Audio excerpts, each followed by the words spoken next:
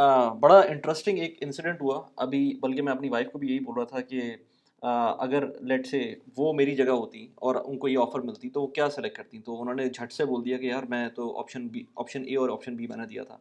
तो मैंने कहा अच्छा, फिर मैंने उनको थोड़ा-सा बैकग्राउंड स्टोरी समझाना शुरू की, तो फिर उनको समझ में आई बात कि यार ये ऐसे इतना सिंपल नहीं होता। तो बहुत ही कॉमन सी बात है, अगर आपको थोड़ा बहुत भी फाइनेंशियल एक्यूमेन है तो आप समझ जाएँगे इस चीज़ को। एनीवेज़, अभी मैं आपको इसकी डिटेल बताता हूँ।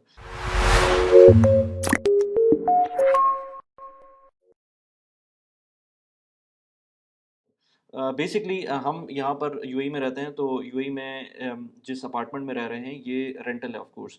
और मैं जब से यहाँ पर रह रहा हूँ ये इसके रेंट में कमी ही देखी है मैंने। और अभी भी इतनी अच्छी मार्केट के बाद भी इस एरिया में हमें कोई सच अप्रिसिएशन रेंट में इन्फ्लेशन नहीं मिली है।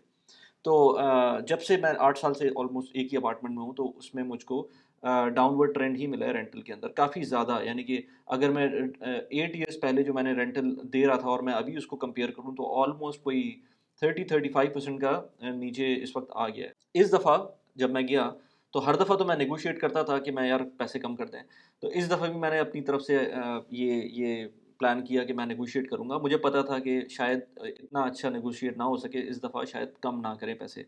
अच्छी बात ये है कि हमारी जो बिल्डिंग है, ये पूरी की पूरी एक ही लैंडलॉर्ड लुक आफ्टर करता है, तो उसकी जो जितनी भी मेंटेनेंस होती है, वो खुद ही कर रहे होते हैं। ये इंडिविजुअल लैंडलॉर्ड्स के ऊपर नहीं होता, नहीं रिलाय करता। तो जितनी मेजर मेंटेनेंस है और जो माइनर मेंटेनेंस भी है, वो सारी की सारी लैंडलॉर्ड खुद कर रहा होता है। तो जो नेगोशिएशन होती है, वो भी बिल्डिंग मैनेजमेंट से करनी होती है। तो जो मैं उनसे नेगोशिएट कर रहा था, तो उन्होंने मुझको एक करंट जो लास्ट रेंट था, उन्होंने कहा उसी के ऊपर आपको हम करेंगे रिन्यू। मैंने कहा नहीं, प्लीज़ थोड़ा-सा कम कर दें। तो जब थोड़ी-सी बात-वात की मैंने, तो उन्होंने बोला अच्छा ठीक है, कम कर देंगे, लेकिन आपको लेट्स से ऑलमोस्ट मुझे 2% जो मुझे वैल्यू बताई, मुझे ऑलमोस्ट 2% की वैल्यू लगी कि उन्होंने कम की है। लेकिन एट द सेम टाइम कैveat ये है कि वो सारे के सारे पैसे आपको एक साथ देने होंगे। तो यहाँ पर पॉइंट आ जाता है आपकी डिसीजन मेकिंग स्किल्स का, और थोड़ा-सा अगर आपको फाइनेंशियल नॉलेज है, तो उसका एक पॉइंट आ जाता है।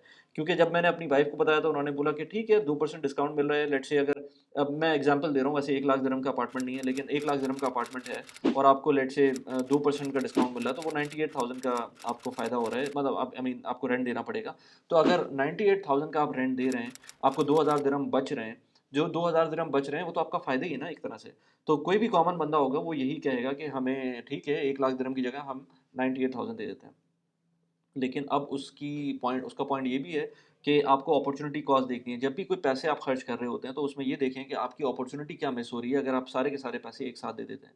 तो मैं जो देखता हूँ कि सिंपल सी कैलकुलेशन है, अगर हम देखें कि अगर यहाँ नेशनल बॉन्ड्स के अंदर देखें, तो ऑलमोस्ट 4.5% का रिटर्न इस वक़्त मिल रहा है। समटाइम्स 5% भी जा सकता है, अगर आप थोड़े से उनसे नेगोशिएट कर लें, लेकिन 4.5% का मिल रहा है। और आप पाकिस्तान में देखें, तो रोशन डिजिटल अकाउंट में डॉलर अकाउंट आपको तकरीबन 8% का रिटर्न दे रहा है। तो अगर आप इस चीज़ को कंपेयर करें कि यहाँ पर सिर्फ़ आपको 2% का रिटर्न मिल रहा है साल के ऊपर, अगर आप उसकी इनिशियल पेमेंट कर देते हैं, तो वो ज़्यादा बड़ी अमाउंट नहीं होती है। लेकिन इसको इतना सिम्प्लीफाई भी नहीं करना चाहिए कि मैं उसको बोलूँ कि यार मुझको 4.5% का बाहर रिटर्न मिल रहा है और आपसे मुझको सिर्फ़ 2% का फ़ायदा दे रहे हैं, तो मुझे तो कोई फ़ायदा नहीं हो रहा। तो आपको थोड़ा-सा डीप थिंकिंग भी करनी चाहिए उसके बारे में। तो इतना सिंपल नहीं होता ये डिसीज़न लेना। मेरे लिए तो सिंपल था। मैंने तो उसको ख़ैर डिक्लाइन कर दिया था कि मुझे कोई डिस्काउंट नहीं चाहिए, मुझे जितने पैसों में आप जो जो रिन्यू कर रहे हैं, उतने ही पैसों में मैं उसको कंटिन्यू कर लेता हूँ। लेकिन लोगों के जो सर्कमस्टांसेस होते हैं, वो डिफरेंट होते हैं। मेरे पास कैश फ्लो मुझे पता था मौजूद है, फिर भी मैंने उसको डिक्लाइन किया। हालाँकि मेरे पास मुझे पता था बहुत ईज़िली जो पैसे आ रहे हैं, मैं उनसे उसको आगे लेट्स से महीनों में डिस्ट्रीब्यूट कर सकता हूँ, तो मुझे कोई इतना मसला नहीं है। लेकिन अगर कुछ लोगों को अपनी फाइनेंशियल मैनेजमेंट नहीं आती आसानी से, और उनको चीज़ें समझ नहीं आती हैं, वो ये क्या करेंगे कि वो आज इस ऑफ़र को नहीं लेंगे और वो जो पैसे हैं वो खर्च करना शुरू कर देंगे। अगर उनके पास इस वक़्त कैश मौजूद भी है, तो वो उसको खर्च करना शुरू कर देंगे और फिर वो at the time of rental फिर वो अपने कैश फ्लो का वेट करेंगे। वो ये नहीं करेंगे कि इन पैसों को कहीं इन्वेस्ट कर दें। अगर तो आप इन्वेस्ट नहीं कर रहे हैं इन पैसों को कहीं और, तो फिर तो आपके लिए बेहतर ये है कि आप इस डिस्काउंट को ले लें और उस डिस्काउंट की बेसिस के ऊपर पूरे के पूरे पैसे उनको उनको पे कर दें। लेकिन अगर आप इसके अंदर इन्वेस्ट करते हैं उन पैसों को और किसी ऐसी जगह इन्वेस्ट करते हैं जिनका आपको पता है कि ये 2% से ज़्यादा रिटर्न देंगे, तो बेहतर ये है कि आप उन पैसों को वहाँ पर इन्वेस्ट करें, जहाँ पर आपको रिटर्न्स मिल रहे हैं। इसके अलावा जो इर्रेस्पॉन्सिबल इन्वेस्टर्स हैं, उनको भी मैं कहूँगा कि बिल्कुल भी इस तरह की अपॉर्च्युनिटीज़ में ना जाएँ। आई मीन टू से इस तरह की अपॉर्च्युनिटीज़ उनको ले लेनी चाहिए क्योंकि वो इर्रेस्पॉन्सिबली अपने पैसे इन्वेस्ट करेंगे और उसमें नुकसान करेंगे। तो 2 तरह के लोग हैं जिनको इस तरह की अपॉर्च्युनिटीज़ इस तरह की सिचुएशन में ले लेनी चाहिए। यानी कि मैंने तो इसमें स्ट्रेट अवे कह दिया कि मुझे नहीं चाहिए, लेकिन अगर कोई हो जिसको लेट्स से इर्रेस्पॉन्सिबल इन्वेस्टर हो या लेट्स से इर्रेस्पॉन्सिबल स्पेंडर हो, इन दोनों कैटेगरीज़ के अंदर जो लोग हैं, उनको इस तरह की अपॉर्च्युनिटीज़ के अंदर ऑप्ट कर लेना चाहिए rather than going into some investing decision कि वो गलत जगह पे इन्वेस्ट करें और उसमें उनका नुकसान हो। अगर आपको इस वीडियो में कुछ वैल्यू मिलती है तो प्लीज़ इस वीडियो को लाइक कर दें और चैनल को सब्सक्राइब कर दें। मैं इस चैनल के ऊपर पर्सनल फाइनेंस के ऊपर, प्रोडक्टिविटी के ऊपर वीडियोज़ बनाता हूँ। मेरा एक न्यूज़लेटर भी है जो मैंने यहाँ पर लिंक किया हुआ है डिस्क्रिप्शन में, उस न्यूज़लेटर को भी प्लीज़ सब्सक्राइब कर लें। पेट्रियन के ऊपर अगर आप मुझको सपोर्ट करना चाहते हैं तो patreon.com/वली खान के नाम से लिंक है, उसको जाकर आप सपोर्ट के लिए यूज़ कर सकते हैं। अच्छा, अब एक और पॉइंट जो लैंडलॉर्ड के पर्सपेक्टिव से बात करें, तो लैंडलॉर्ड के पर्सपेक्टिव में आप ये देखें कि आप किसी को ये नहीं बोल सकते कि आप 2% का डिस्काउंट दे रहे हैं, आप 4% का डिस्काउंट क्यों नहीं दे रहे हैं, वहाँ पर तो इन्वेस्टमेंट 4.5% का मुझको रिटर्न मिल रहा है, तो आप भी तो वही चीज़ करेंगे। तो लैंडलॉर्ड के पर्सपेक्टिव से आप ये सोचें कि आप उसको जो पैसे देंगे, वो यूज़ में भी तो आएँगे ना, वो पूरे के पूरे पैसे इन्वेस्ट नहीं कर सकता। तो उसके कुछ पैसे उसके ऑपरेशनल एक्सपेंसेस में भी यूज़ होंगे।